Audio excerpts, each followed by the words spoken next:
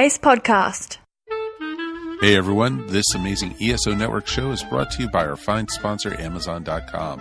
Please remember to shop Amazon for all your geeky needs, no matter what time of the year it is. All you need to do is go to esopodcast.com/ESO Amazon, or click on the Amazon banner on the ESO Network webpage to go to our e-store.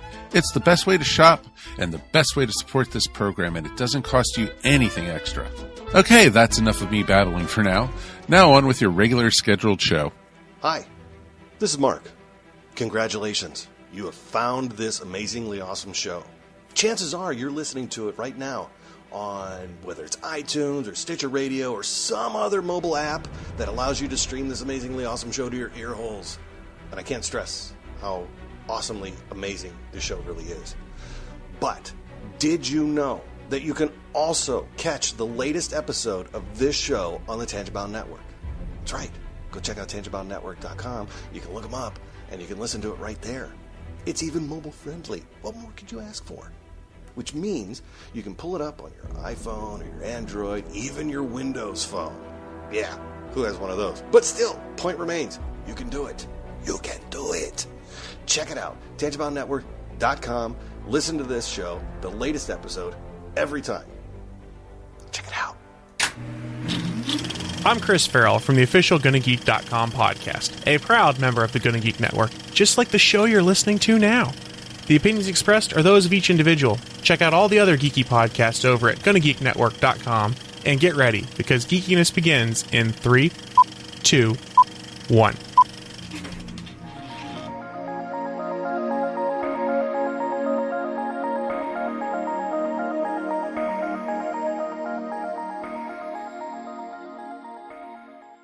It's going to be another great episode of the Pop Culture Cosmos we have for today as we...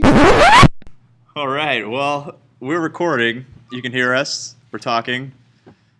This is the Pop Culture Cosmos podcast, and I am not your host, Gerald Glassford. I'm actually somebody else, and I'm joined by somebody else who also is not Gerald Glassford. This is a hostile takeover by Humannequin Media of the property formerly known as the Pop Culture Cosmos. What happened was we had a big bucket of money, so we bought them, and here we are. So now you have to listen to us for the next hour, and then we're probably going to sell it back to Pop Culture Cosmos. So there's that. But I'm ranting. So let's I'm your host, Josh Peterson. I'm joined here by the one and only Eddie. I wish I had something more clever to say. It's all right. But Eddie, how you doing, man? Doing good. Glad to be here. Yeah? You seen any good movies lately? Guardians of the Galaxy a few weeks ago. Okay. That was a good one. I try not to go to the theaters too many times a year. Just wait for it. Because DVDs, back in the day when DVD, VHS, it was you had to wait a year before a movie would come out, and now it's like literally a month and a half. So. And even still, like back when VHS would come out, like they would print some, and then they'd sell out, and it'd be like weeks before they got more. Oh yeah, it's definitely come a long way. So generally, I'll just wait until it comes on Amazon, and I'll just buy it. That's generally how I do it. It's a good idea. Well, because too, also you have like a month before it comes out. Now it gets released on digital. Yeah. So if you're like super desperate to watch it, and I think Beauty and the Beast was out just a month or two ago, yeah, it's crazy. Already released out. Already out on Blu-ray. Man. Well, because we live in a world where everything needs to be now. It's true. I'm starting to think that like soon people aren't even going to bother going to the movie theaters. I wonder if that's why like box office numbers are so low. Like there was a time when they were higher. I think one day you'll see where Regal, AMC, Edwards, instead of having the theater set up, they will just go to digital. They'll buy the rights for a month before it's released onto anything, just like they do at the movie theaters. They'll buy or rent, however they do so, the film, and then you just go onto a special app on your smart TV or your PlayStation, and it's okay. Go ahead, and it's it's X amount of dollars, and I think they'll make more money that way than they do having to have the building, have the theater, have the concession, pay people.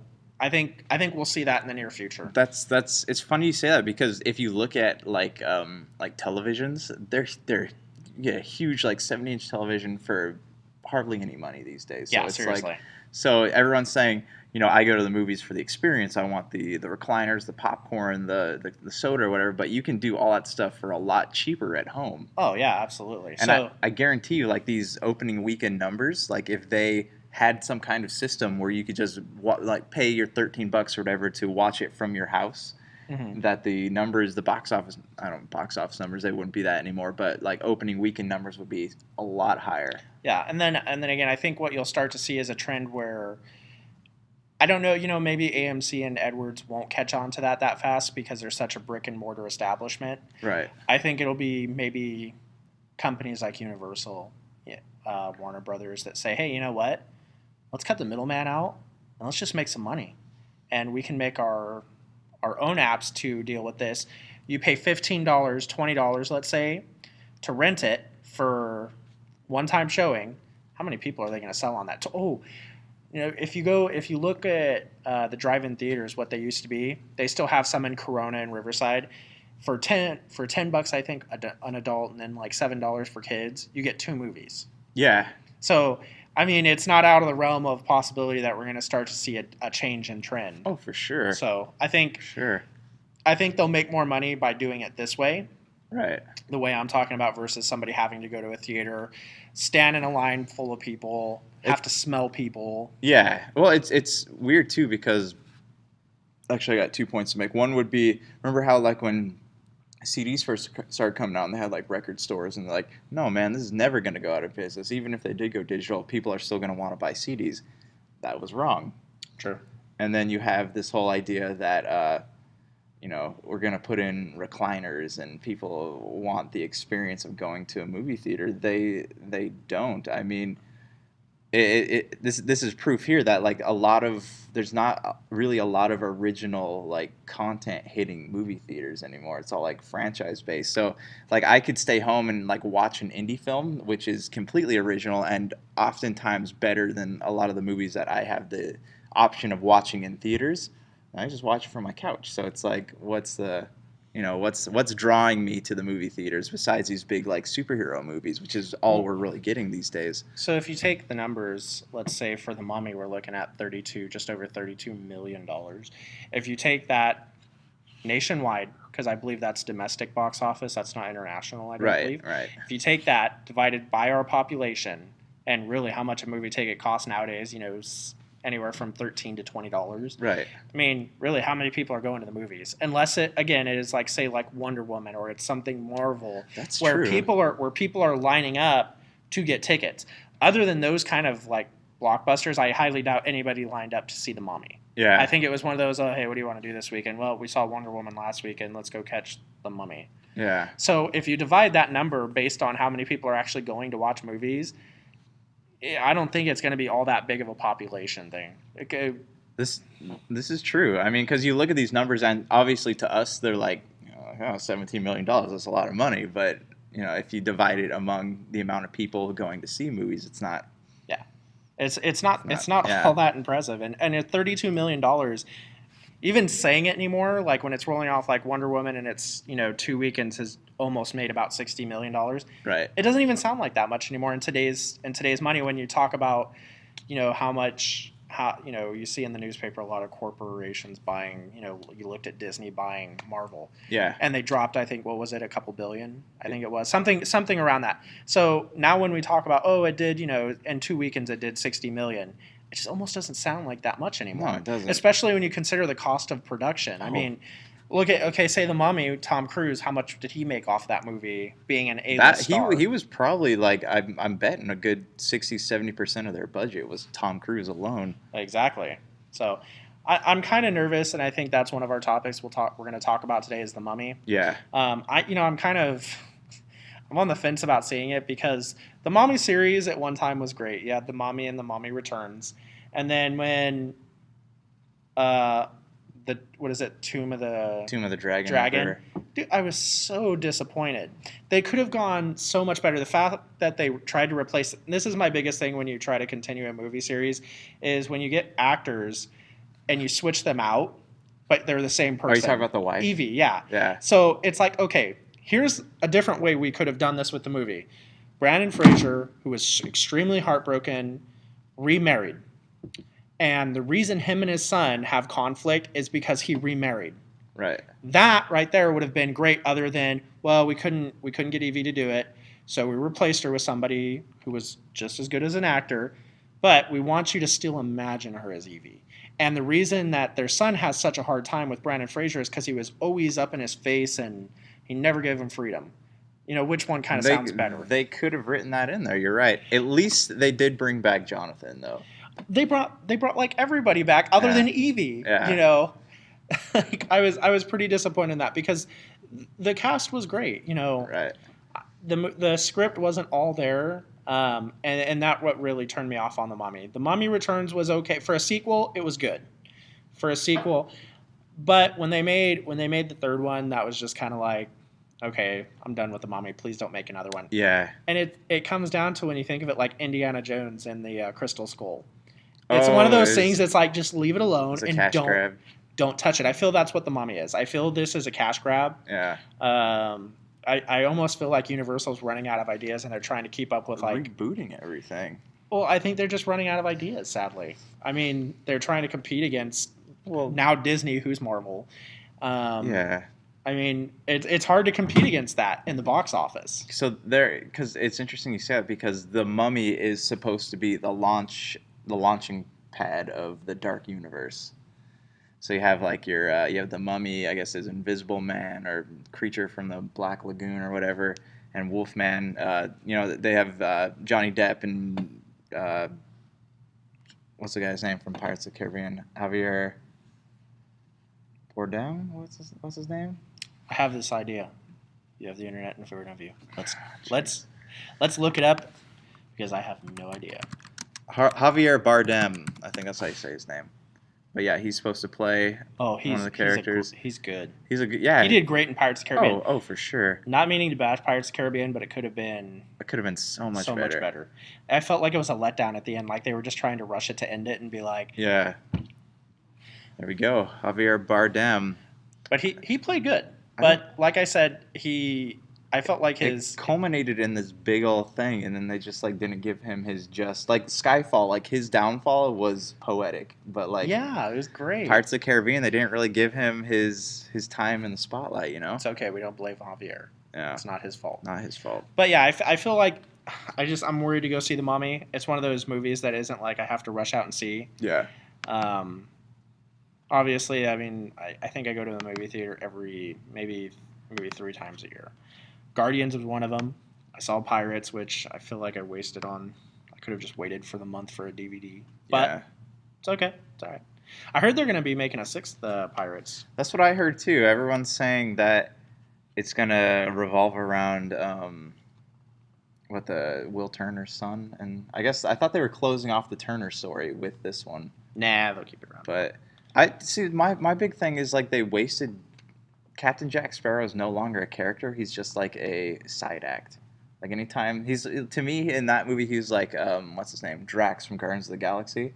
Gotcha. He's a comic relief. Comic relief. Anytime there's a serious moment, he just appears in there. But I honestly, going into the theater, thought it was like, okay, this is Johnny Depp's last Pirates of the Caribbean. He's gonna deliver like he did on Curse of the Black Pearl. Yeah. And it just wasn't. It just wasn't there. That and Barbossa's character was like so like I just never understood it through the series. By the time the third Pirates ended, I loved Barbossa's character, but they butchered him like over the next 2 films. They butchered him, and then finally I think they just got to the point where like, we've destroyed his character too much. We just it's like I feel like I feel like in life.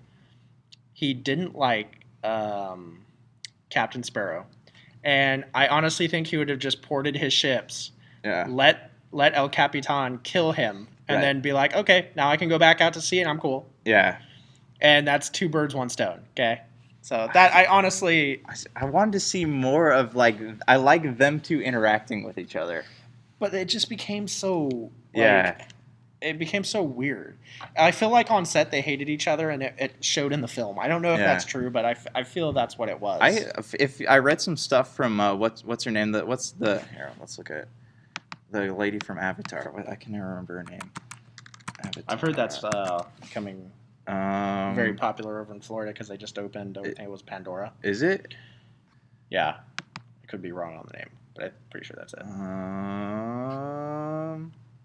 Oh, here we go. Zoe Saldana. She was in the first Pirates of the Caribbean, and she was saying that on the set, working on the movie, she said that everybody is really mean to each other. For a pirate movie, I wonder if that's part of like the thing, or it's just so much pressure. I don't know. That's a good question. She says it's like very, I don't know, very corporate-y, and everyone's like really rude. And she said that she would never work on another Pirates movie. That's interesting. Yeah. So I mean, I guess Maybe everyone. it's just a hostile work environment, and everybody was happy to be done with it. Yeah, I guess everyone has their own takeaway from that, but yeah, I don't know on the Mummy. I'll stay on the fence of it. I probably will wind up going and watching. It's kind of like Indiana Jones. It's like, man, I loved Indiana Jones so much, I have to go check it out. Right. And then I know just deep down, even though I'm keeping my extremely low, I think I'm still going to be disappointed. Do you think that it's going to, like, the reviews are coming in, they're like really bad. I've tried not to read a lot of them because I want to see it first, so I don't have my opinion watered down. That's kind of like Wonder Woman ruined it for me. I was reading all these reviews before I went to go see it, so I was expecting this like gold standard movie. But do you think they're going to suffer from like the same thing that some of these Marvel and Batman vs Superman suffered from, where they're trying to set up all these movies to come after it? And do you think that's why it was probably not that great, that well received? Yeah. That, and it's just so hard. I mean, we're basing our thoughts off of box office numbers right now, right? And it's so hard to be in the shadow of Wonder Woman. Yeah, it really is. That was a terrible for sure. That was a terrible weekend to pick. Even though it's the second weekend, Wonder Woman will probably still be number one for the next week or two. Yeah. So I would have waited until, I know they're trying for summer blockbuster, but hey, let's just pop it out end of June, early July. I think that's also what King Arthur suffered from. Like, I think that because people liked it, like the average moviegoer liked it, but it's the Metacritic scores that brought it down. But I think is because it opened in the shadow of Guardians of the Galaxy is the reason that less people went to go see it. Yeah, I wonder how many people actually even care about reviews, because I find a lot of the time when, say, Rotten Tomatoes, say it's a terrible movie, I enjoyed it, and then I feel like I'm like the opposite of what everybody thinks. I think like I don't think a lot of people take reviews seriously anymore. I think they just kind of take it with a grain of salt. If people want to go watch it, they're going to watch it. Looking at the cost of what a movie ticket costs, say me and my wife and son want to go watch The Mummy. Right. Okay, well, $15 a ticket, 10 for a kid.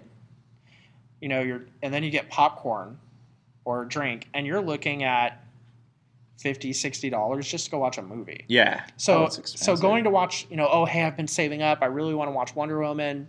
Boom. Okay. Well, then the next week can say you want to watch The Mummy. In 2 weeks, that's like $120 for a movie. Right. So I can see, it was stupid to open with Wonder Woman like in the shadow. Yeah. But you have to remember, their numbers could have been higher if, Wonder Woman hadn't come out. Would more people have gone to see The Mummy just because of the price of everything? Right. So I'm curious about that. So I want to hold off judgment, not just based on numbers, until I see it, and then make your decision off that. Yeah. Yeah, I'm kind of the same way. I want to give it a fair chance. It was weird. We went to a company party for my wife because she works for Kaiser. Okay. So the weekend before, we were at Universal Studios, and they shut the park down. And down at the bottom, at the back lot of the million miles of escalators they have, it was the Mummy ride. But out in front of it, instead of having like the normal kind of characters, they had characters for the new movie. Oh. And I was just sitting there, I'm like, I just felt like it was like it's so disappointing. The guys on stilts are the best. Like those are. Yeah, but I wanted to like a staple of the movie. It'd have been cool to see Imhotep though. The ride inside is about Imhotep. That's another thing. They changed it to, they didn't use Imhotep. They used the priestess from the original movies that he tried to rescue. I can't remember what her name is. Anaxana. Yeah, they use her in this Mummy movie instead of Imhotep. Do they? Yeah. Interesting. So she's not Imhotep. She plays the priestess. So, or not? Is that what she no, was? No, she was the priestess. So she was the mistress to Pharaoh. Yeah. And then she was killed because Imhotep was had like a crush on her or something. Touching her touching her paint. Oh, she wasn't supposed to be touched. Her golden paint he rubbed off. Smearing that. No, it was pretty glitter. interesting how they tied the second one into the first one, like trying to explain all these like different things. Well, they went back and they showed you. It's funny though, because if you watch that movie now, like the CG is just so terrible. bad. But look at when it was made. Yeah. But going into our next segment, if like the Black Panther. Yes. Oh, here, real quick. All right. We will be right back with more of the Pop Culture Cosmos after this short break. Are you tired of wondering what would happen if you filled a jar with farts? Or why hipsters rifle through trash cans for new furniture? Or why millennials can't even? I know I sure am. On Topicocalypse, a brand new podcasting experience from Humannequin Media, I, with the help of my cohorts and guest stars, attempt to answer life's greatest mysteries and create a few new ones along the way. Check us out on Facebook, YouTube, podcast.com, hopefully iTunes soon. What else are you going to do with your time? Eat a sandwich? All right, we're back. Yeah, that was a good long commercial. Whatever we just played, you should totally check them out. I love them. Yeah, we definitely do a lot of good stuff with whoever that was, Yeah, I highly recommend. Yeah. Insert name here. Yep, that's it. That's why we let them on our show, because they're a stand-up company. They're a stand-up company with lots of stand-up products. Unless, of course, they don't offer products in which it's a dentist. And it's a dentist. Bad on them. Yeah, that's our bad. But yeah, all right. Next topic was what was our next topic, Eddie? Black Panther. The Black Panther trailer. So they just released a trailer this weekend. Eddie, did you get a chance to watch it? I did. I actually watched it today. What'd you think? Going back from the Mummy with the CG, I think most of the Black Panther was probably shot on a green screen.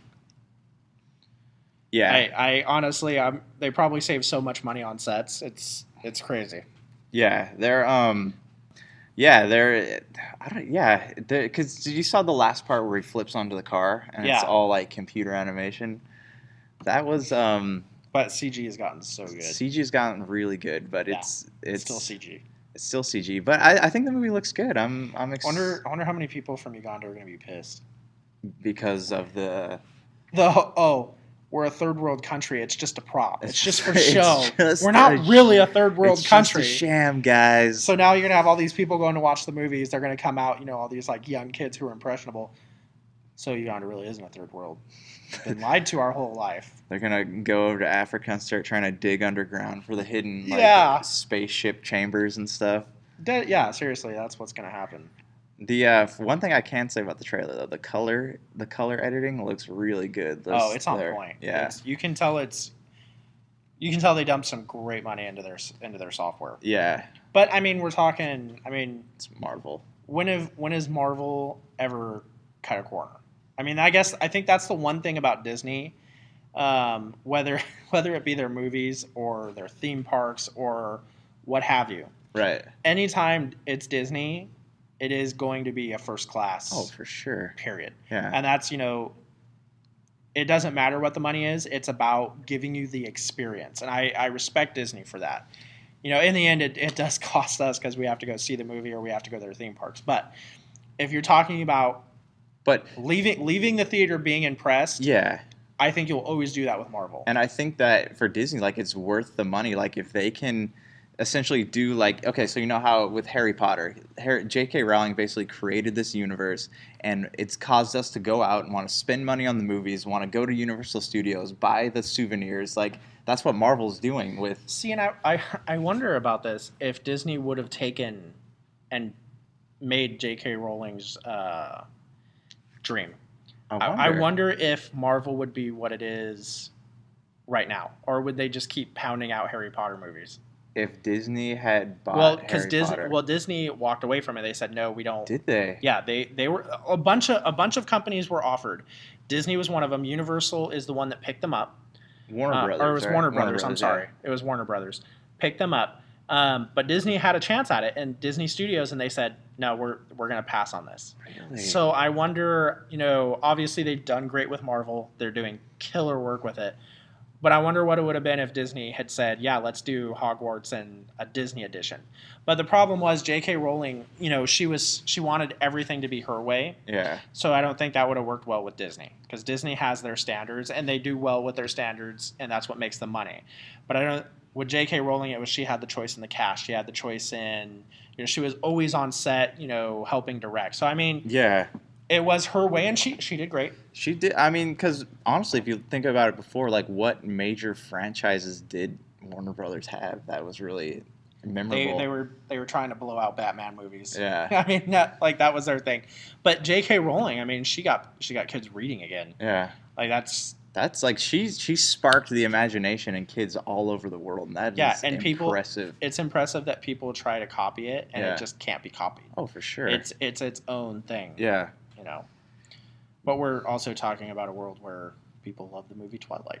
Oh, jeez, come on, America, you're better than this. You ever watch Hotel Transylvania when the dad's flying outside of the airplane as a bat trying to catch up to the whatever the kid's name is that his daughter is in love with, trying to get him to come back, and he's sitting there watching a movie on the back seat of a screen, and it's the movie Twilight, and the dad's like, really, is this how vampires are portrayed? That's why I always like watching non-Disney movies, and then Disney's getting better about this, like in the Marvel, where they're giving you the adult jokes and comedy. Right. So it's nice to see that they're kind of catching up, because like DreamWorks, they always push the envelope with animation. Oh, for sure. They did great with Shrek. It's full of innuendos, and I love that about them. Yeah. But I think Black Panther is going to do great. Of course, it's going to, because anything Marvel is going to do great. Right. That being said, even though it does have a lot of CG, I don't think we sit there and watch the movie and it's like, oh man, I want to like this, but it's just too much CG. I think that's what we want. I think we want things that are so out of this crazy world, adventurous. We don't even care if it's look at Deadpool. Nobody cared that most of that movie was CG. Yeah. But it was just because of that comedy, it forgave it. People like that. Well, it's too kind of like Fast and the Furious. Like the moment that they started launching cars out of nobody really liked the Fast and the Furious movies that much before they started like dragging safes around Rio de Janeiro, launching cars out the back of airplanes, and then all of a sudden it became like, yeah. It's not so much about the plot of the movie. It's about action adventure. People like to see things they haven't seen before, and that's where like Marvel is going to shoot themselves in the foot by having to keep upping the ante every time. Yeah. Because they're raising the bar each and every time, and unfortunately, it's the ground's going to crumble. See, right? I mean, right now, if you would have gone early 2000, late 90s, and said, hey, Disney's going to buy Marvel, and they are going to start making superhero movies. Right. I don't think it would have taken off. I think they got it. Right now, it's I like to think like 80s, 90s, you had Revenge of the Nerd. Nerds were like, no, wow, you don't want to be that guy. And now it's like wow. Everybody wants to be now a nerd. Now the nerds grew up and they've got a lot of money, so now they're buying the world and turning everything in. That's where we're at. So I think Disney and right now any superhero movie, it came in at the right time. Anything comic book is selling right now. And I wonder when that threshold's gonna fall. I'm wondering when the floor just falls from under them, because inevitably, it's going to happen. So you think that would be a superhero fatigue? I think eventually, as the generations come up, I think eventually it'll be like, oh, another superhero movie, cool. Oh, Iron Man 50. Yeah. Attack of the Wheelchair. That's. But eventually, but that's my thing is when does it end, and how is it going to end? Because inevitably it has to end. And that's the way of it. I mean, it's going to be a long time for now, and I'm glad for that because I enjoy the movies. But I'm also really interested in what's going to take its place, because cinema history, we've just been getting better and better and better. So how do you up the ante? Exactly. I mean, look at, what is it, mid-2000s, there was a Lincoln fad. There was Abraham Lincoln, the Vampire Slayer, and however many Lincoln movies came out. Spielberg, these things come out in blocks. Yeah. So for a while animation was hot, and now it's slowing down a little bit and it's becoming this. And now you have Cars 3 coming out. When does eventually like Cars end? Stuff like that. So I'm curious to see, how long Disney can keep it going. Do you know what I'm predicting is that, because Spielberg had mentioned this, he said that we put so much emphasis, like the Hollywood relies so heavily on summer blockbusters that the moment that one of them tanks, that it's going to cause the industry to implode and the future will belong to the indie filmmakers. I think that's where the future's going. I can agree with that. Because if you notice, Marvel's been doing this a lot. They pick up a lot of indie filmmakers to do their projects, like the director of Thor, the director of Guardians of the Galaxy. These guys were all on indie films before they were picked up to do these big budget films. So I think as long as they keep doing that, they keep getting creative talents, interesting characters, to actors, actresses that can carry a movie. I think that. We'll see superhero movies for at least 3 or 4 more years. I'm curious to ask with the next generation coming up. We have my nephew here, Lazarus, and I'm curious to see what your generation thinks, being that you're coming up as a 6th grader. Do you ever see superheroes becoming part of the past, where it's a fad now and it's gone? Do you see movies like Iron Man, Hulk just eventually becoming boring? And, what do you think's next after this? I think what's next is going to be DC taking over Marvel, and then it's just going to go like battles. Back and forth. So you think people will get so kind of tired of, again, the Iron Man, the Hulk, so they'll want to see Batman, they'll want to see more of Superman. But I think that's why Batman and Superman their storylines have been sucking lately, other than The Dark Knight. Yeah. That was a great series. And then Marvel came in and picked up. So I think that's a really good point. I think people right now don't want to see Batman and Superman. They want to see Iron Man, they want to see Hulk, they want to see Thor, they want to see Black Widow. But eventually, okay, kind of done. I'm getting a little older. Hey, I always liked watching Batman, especially if they can get Mark Hamill involved, like the Killing Joke. Right. Oh my God! And I think that was a really good point, Lazarus. Thank you. I think we'll start to see that. I think it'll be, and then people get tired of seeing Batman and all of that, and then we'll go back to Marvel being relevant again. So Marvel signed the contract with Sony to get Spider-Man. And Hugh Jackman's no longer the Wolverine. Do you think that when the interest starts to wane, that they're going to be like, well, maybe if we start negotiating more with these other studios to pull some of these heroes that we lost back in, because I know the internet was on fire when there's rumors and speculation that Wolverine was going to be in the new Avengers film, and everyone was super stoked for the idea. Unfortunately, it didn't happen because there weren't any actual negotiations with Fox, but. I think that's going to be and even if eventually you see Disney becoming desperate enough to say, hey, you know what?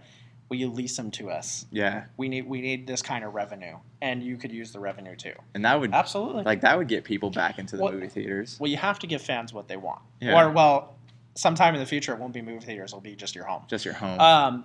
But I think those collaborations where money's, nobody's going, because there was nobody was going to the movie theaters because nothing good was coming out. Right. And then it's like, oh, hey, now we have blockbuster after blockbuster. The last 5 years have just been amazing as far as what movies. There's been so many great movies that come out. I can't even remember them.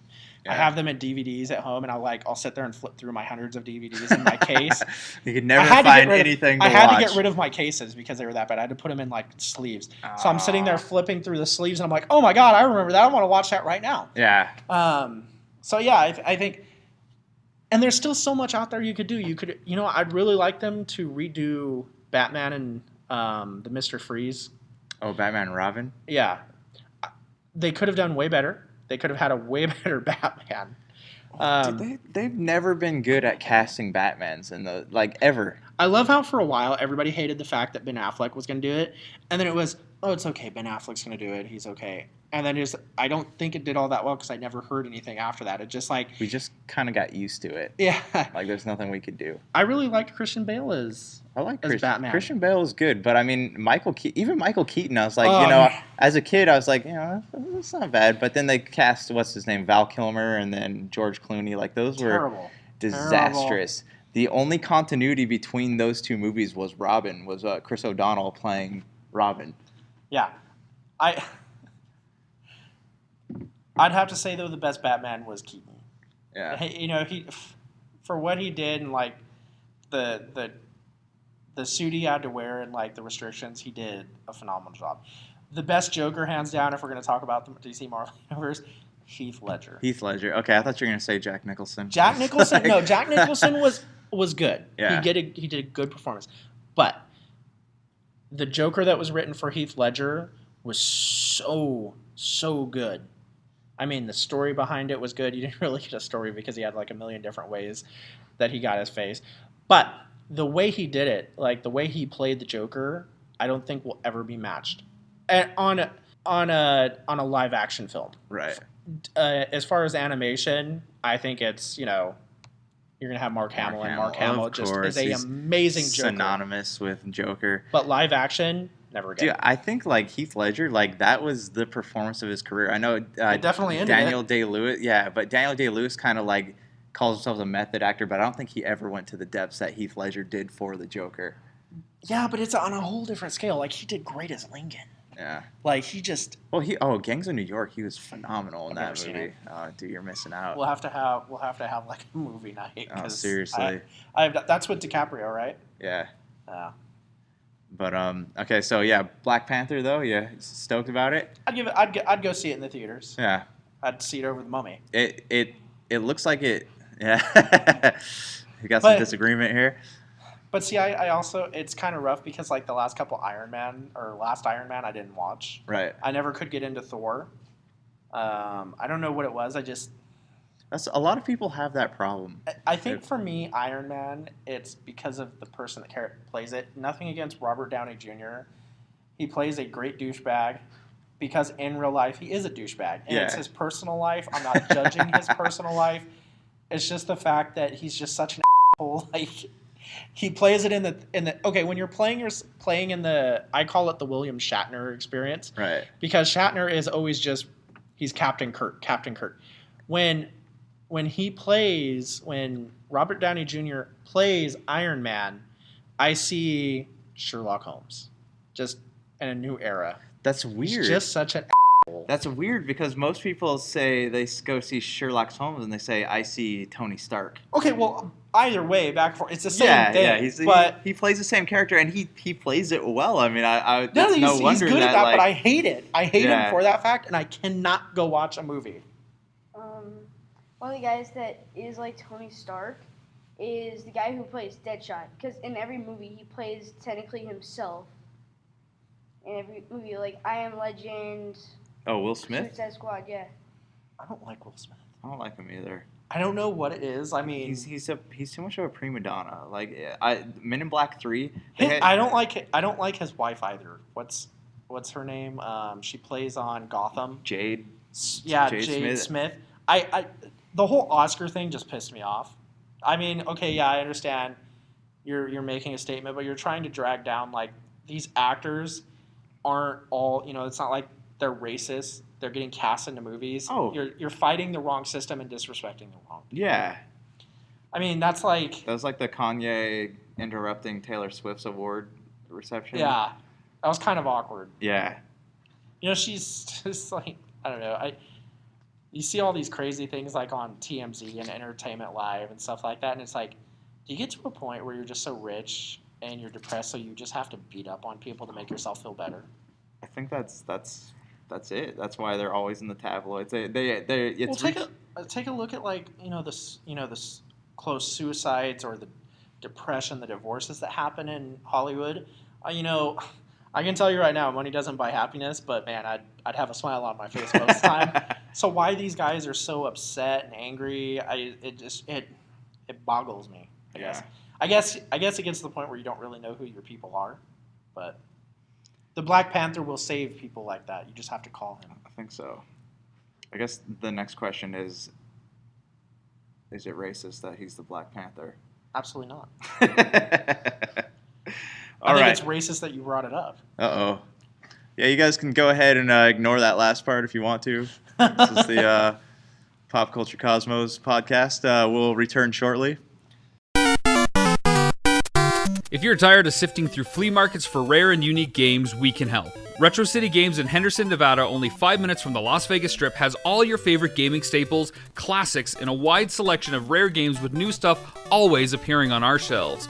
Come in and chat with Nicole or Doug about your love of games and watch as they help you complete your collection or find your childhood favorite. And don't forget, Retro City Games loves trade-ins. So if you have any Nintendo, Super Nintendo, Sega, Xbox, PlayStation, or even PC games, come in and visit Retro City Games today. Welcome to the new metropolis of gaming, Retro City Games. All right, welcome back. I hope you enjoyed your, your restroom break, or if you're in the car, sitting in traffic for a couple minutes while we play a commercial that you made. Or you're sitting in traffic and you need to go to the bathroom right now. The sound of running water. And then we just made it worse. Yeah, just don't think about waterfalls or faucets or... These poor people are sitting on the 91 freeway on the road that was supposed to be faster. Ooh, should have bought the Fast Pass, No fast track. No fast track. Jeez. Wow, you're Disney today. Welcome to California. But yeah, all right, so... We're going into E3. Did you see any of the EA conference yesterday? No, you're going to E3. I'm going to E3. And I'm going because I'm holding your bags. Yes. Eddie's going to be my camera man. I'm going to be the podcast holder here. He's going to hold it. Dude, it's crazy how much tickets cost. We have a family friend that's going, and I think for the hotel just for the week, it's like $1,000 or more than that. And then for a week worth of tickets, it was like another $1,000 between two people. So wait, so he had to buy tickets for every day he wanted to go? Yeah. I believe, if I remember correctly, and I may be wrong, I think they sell them in packages, or it's day by day. You can get 1 day, 3 day, 5 day, or however much it is. I think they're obviously going to be close to sold out now, I believe. Jeez. I know they are sold out. They're selling them for like $250 a pop or something like that. You know what I wish I would hear out of E3 this year would be amazing for me? Another BioShock. What's that? The guy Ken Levine? Is that the guy that makes those? Yeah, that would be cool. I loved BioShock. It was such a good series. I'm tired of. I hope not to hear about another Assassin's Creed. Oh, you're gonna hear that. That's pretty. Ubisoft has. I think that's what they've got. I want to say their conference is on Monday. Yeah, I think it's tomorrow. Are you staying down there when you go? No, because I'm only going on Tuesday. But I know Tuesday's conference I think is Nintendo. But okay, so yesterday EA had their conference and they talked about of course you got your Battlefield expansion, something of the SAR. That looks sick. The new Battlefield is good. Like it. Battlefield 1. What is it? Battlefield or Battlefront? The new Star Wars coming out. The Star Wars thing, Battlefront. That one is supposed to, I'm hoping they make up for what they butchered on the last round. Well, in your opinion, what would that be? I don't know. When I was playing, it just felt laggy, and it just didn't. I expected more out of a Star Wars game. Yeah. It didn't meet my expectations, but my expectations probably were just too high. It was. I don't know. It seems like it didn't have a point to it. Like when I bought it, I traded in after a few weeks of playing it, but it was like I got to the point. A lot of people did. I know there's some hardcore players out there, and good for you guys, but like I felt like there's no point to it. Like and even like the different multiplayer modes, like I had a hard time getting into it because I didn't really know what I was doing. So for Battlefield 1, it was kind of a learning curve for me because I'm used to playing Modern Warfare. Yeah. I stopped playing when Advanced Warfare came out because the fact that you could run on the side of a wall was ridiculous to me. So when I started playing Battlefield 1, I was like, yeah, all right. And then I'm sitting there with like, I think it was an M1 Garand, and I'm like, single shot. I'm like, damn, I need to go back. But I think Battlefield 1 will become one of those games where it's like, Modern Warfare 2, many moons ago. Yeah. You could still pick that up and play it today. And there's still people playing. It's just that good of a series. Right. I miss the talking. Yeah. I when I play PlayStation, I used to exclusively play on Xbox 360. Man, I think everybody did because PlayStation's network just were too laggy for online gaming. At that point, they were free. I still think, even though you're paying now, yeah, I think Xbox is still killing them on a network. Oh, Xbox is because I like with Xbox is you can bring all your buddies into a party and sit there and talk, and it's super simple to do. All you gotta do is hit the invite button. Like with I know Sony's a bit more complicated, and like the new Wii headset like you have to plug into your phone. So not only are you not Wii but Switch. So not only are you connected to your internet, but you're using cell phone data to play these multiplayer games and stay connected to your friends. And I think it's stupid. But okay, so yesterday EA's conference. Of course, we got all our sports games, but BioWare announced a new IP called Anthem, and it just makes me wonder. Like, do you think so? After BioWare's last flop with Mass Effect, do you think that they have it in them to make another game that would take our breath away? Not take our breath away, but Our capture our sleep away? capture our imaginations. Like the original Mass Effect trilogy was great, and I hear that Mass Effect Andromeda had the potential to be great, but EA made some really bad decisions when it came to staffing BioWare and making them use the Frostbite engine and doing all this stuff that really they weren't prepared to deal with. I tried playing the first Mass Effect, and I just couldn't. It was almost like playing. Crap! Now it escapes me. But it was it was such a big map, and it was so. It was so daunting. It was just like it's overwhelming. You have to sit there and play. But once you get into past the beginning, it's fun. It's just getting into it though. That was the hard thing, and then I just couldn't. After that, it was kind of like Halo. Like I know all these people love Halo and they love Mass Effect. For me, it was just those were games that are hard to get into. Another one, and it's escaping me. Fallout. Okay. Fallout was just so massive. It's just there's so much going on, and I'm a hard time with Fallout. Yeah, I have ADHD. I'm not diagnosed, but I'm gonna self-diagnose myself. It's okay, here's focus. This is what I have to do. This is where I have to go. Okay, cool. Going this way. Yeah. I like the whole open map concept, but it's just I felt like it was just too much. And then with Mass Effect, you have to go and talk to all these people and get all the quests. And I was just sitting there, things. I'm just used to a different way of gaming. I'm used to first-person shooters. So for me, that was just give me a gun and let me start charging in and killing things. That's why I like Halo. I know you just say you don't like it, but that's my favorite thing about Halo. Is that I never don't did. Have to cover. I think I've played online once, and that was probably about it. And it was okay, but the storyline, I just didn't. And I think that's why I shied away from Halo. Yeah. And then I couldn't, trust Bungie afterwards because they said they were going to stop making them, and yet here we keep going. Well, 343 is making them now. Oh, well, yeah, okay. But yeah, I'm. Do you think that BioWare has it in them to make? Because I know they have Dragon Age and Mass Effect, and those were good. They're popular for all these IPs that they have that have in massive storytelling that kind of suck you into it. Do you think that they have? Basically, they have the potential. They have the potential still? They absolutely have the potential. Do you think maybe that EA's grip over them saying hey, this has to be out by a certain time? Deadlines. Do you think that the Mass Effect thing is going to leave a sour taste in fans' mouths? I think it will, but we're talking about a world of gamers. Yeah. We're talking about if you don't have, if you don't go out and drop the $60, you're behind. Well, I mean, even if a series is bad, look at Assassin's Creed, as we were joking about. Yeah. I mean, it's been crap for a while, and they keep selling.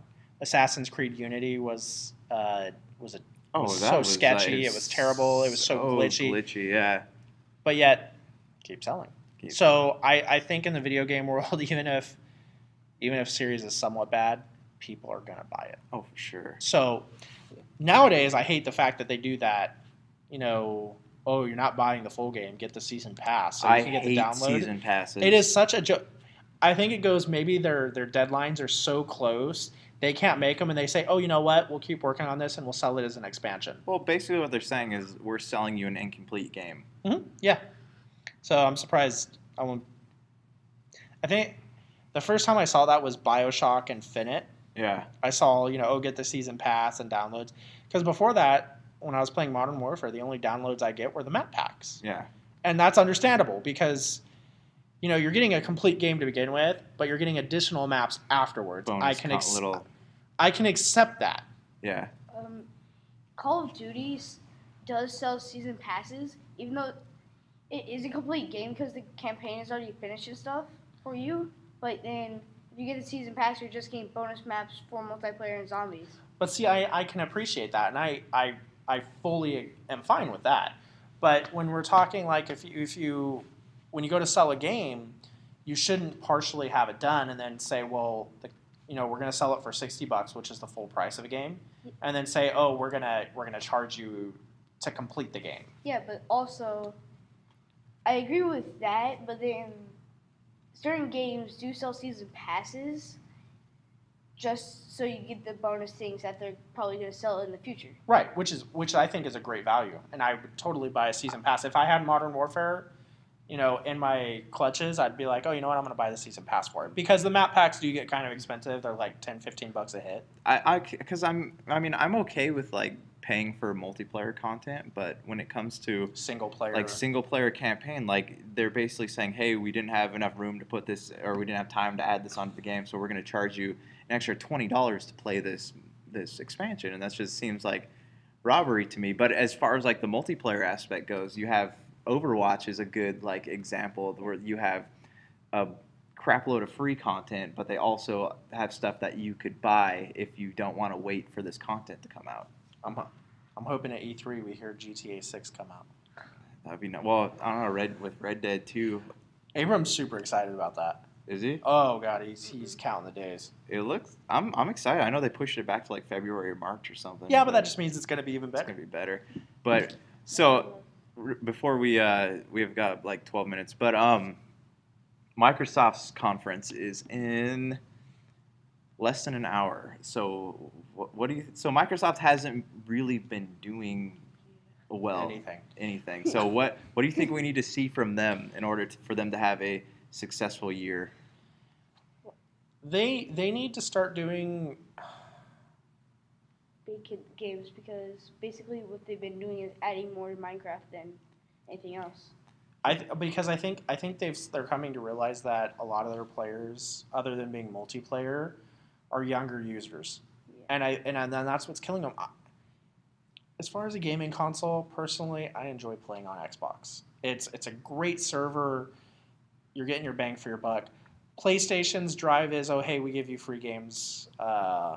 For your subscription, but I think their internet connection is still a little bit slow. Yeah. I think the Xbox One is a good console. I think they've done great things with it, but I think they need to start getting exclusive games for it to bring people back. There's not a lot of exclusives. Yeah. The reason I bought into PlayStation was because I wanted to play Uncharted, and I could only get it through PlayStation. I enjoyed that series so much, I went out and bought a PlayStation, and I have it sitting next to my Xbox.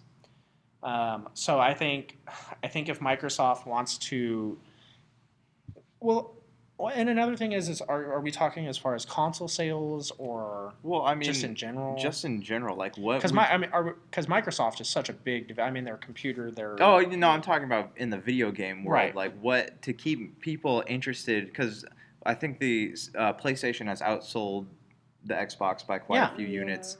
And what do we need to see at this press conference? Like, what can they tell us that would keep, through the holidays, maybe help them keep in the game? I think they need to lower their price. They need to lower their price. I think they need to, if even lowering their price, if they were to lower their price, that means you're pushing more units out through the Christmas season. Yeah. Because realistically, any games nowadays you can get for either system.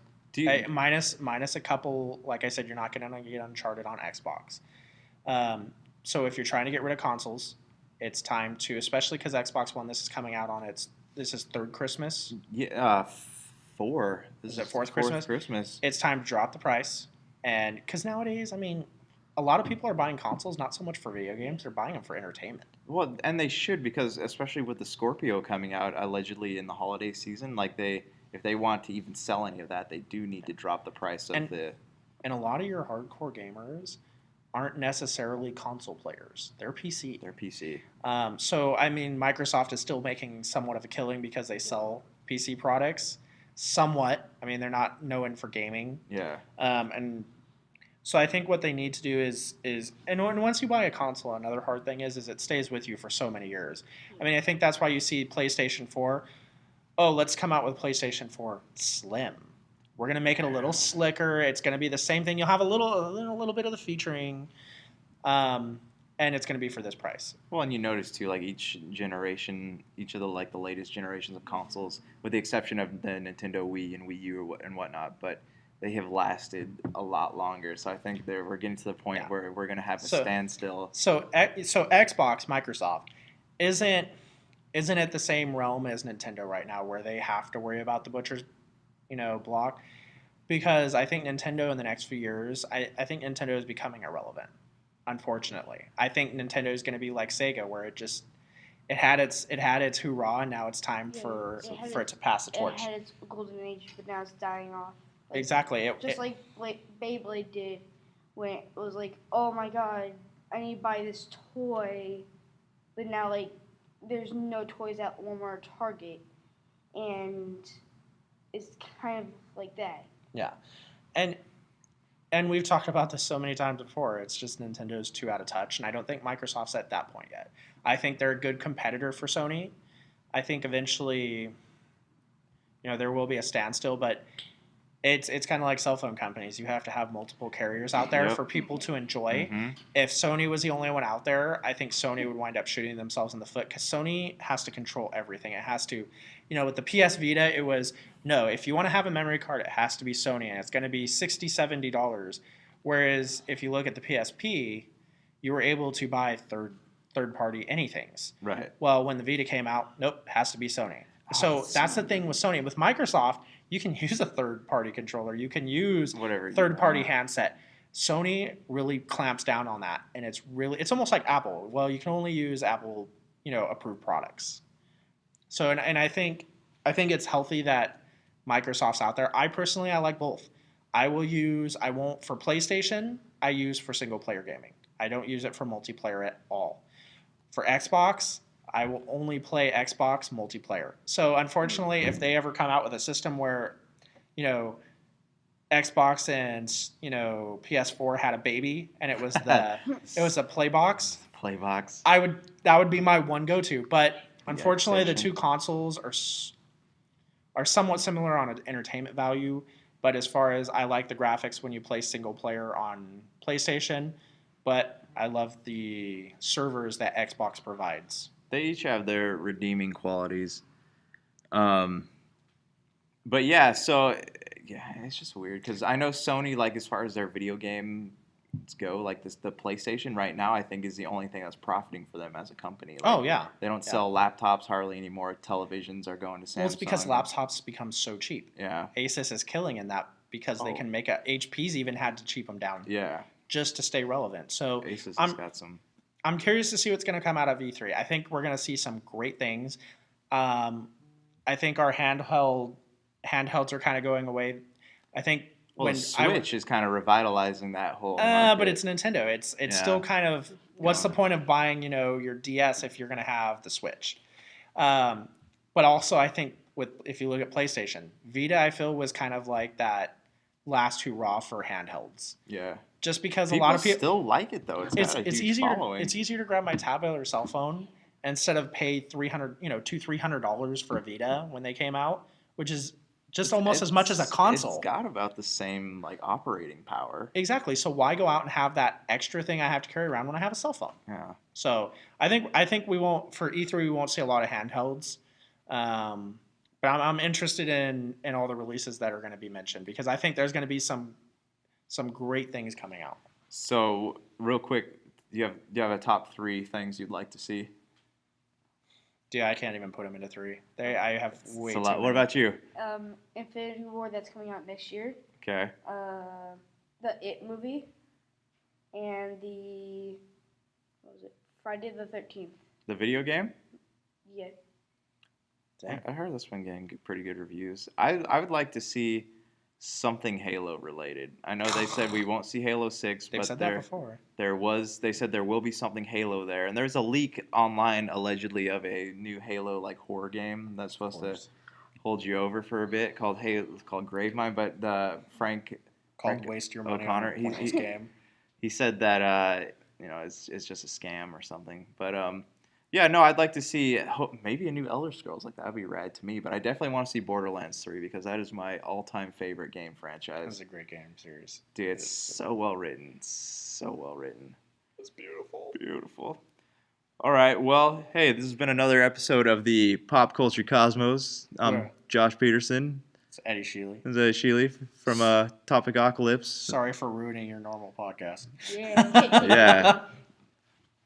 Or who knows? Maybe maybe we made you laugh sometime on your commute between Sacramento and Los Angeles. You don't know. Or if you're in another state driving on another freeway, just as good, I hope you have to go to the bathroom and there's no bathrooms around. Yep. Wow. Running And water. there's a CHP, right on your tail, so you can't stop and go to the bathroom on the side of the road. Yeah, it's an indecent exposure ticket. Eddie knows a few things about that.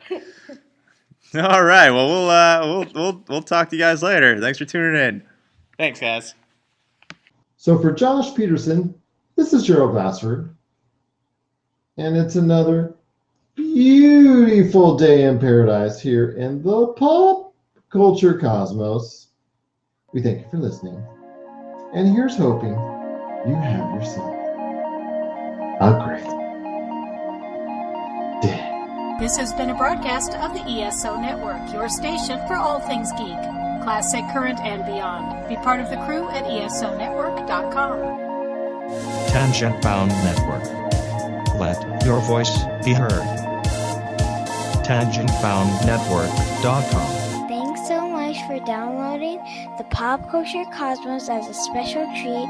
We're adding a bonus episode, which starts right now. So sit back and relax as you enjoy more awesome goodness from the Pop Culture Cosmos family. And stay tuned as more great podcasts are on the way. Thanks again for listening to us here at the Pop Culture Cosmos. That's to us people that can feel things. It hurts.